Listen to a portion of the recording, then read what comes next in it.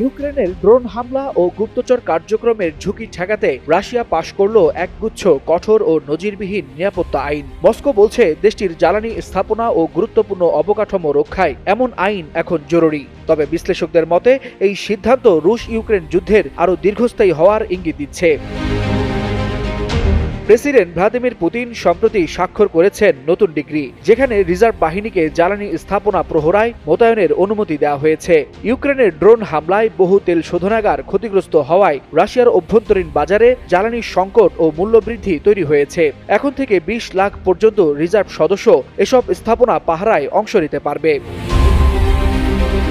Drone হামলার সমন্বয় ব্যাহত করতে নতুন আইনে বিদেশ ফেরত রাশিয়ানদের সিম কার্ড 24 ঘন্টা ব্লক রাখার নিয়মও যুক্ত হয়েছে নতুন আইনে। ইন্টারনেট ব্ল্যাক আউটের মতো পদক্ষেপও নেওয়া যাবে বিশেষ পরিস্থিতিতে। গুরুত্বপূর্ণ অবকাঠামোর নিরাপত্তার পাশাপাশি গুপ্তচর বৃত্তি এবং সন্ত্রাসী কার্যক্রমের জন্য সর্বোচ্চ সাজা বাড়িয়েছে রাশিয়া। এমনকি 14 বছর বয়সী অপ্রাপ্ত বয়স্কদেরও এসব অভিযোগে বিচার করা যাবে। প্রমাণ মিললে আজীবন কারাদণ্ডের ব্যবস্থাও রাখা হয়েছে। বিশ্লেষকদের মতে যুদ্ধবিরতির কথা বললেও বাস্তবে শক্ত অবস্থান নিয়েই এগোচ্ছে ক্রেমলিন। নতুন আইনগুলো প্রমাণ করছে রাশিয়া দীর্ঘমেয়াদী সংঘাতের জন্য দেশকে আরও কঠোর নিরাপত্তা কাঠামোর দিকে ঠেলে দিচ্ছে। ওয়ালিউল হাসানাত, যুগান্তর নিউজ।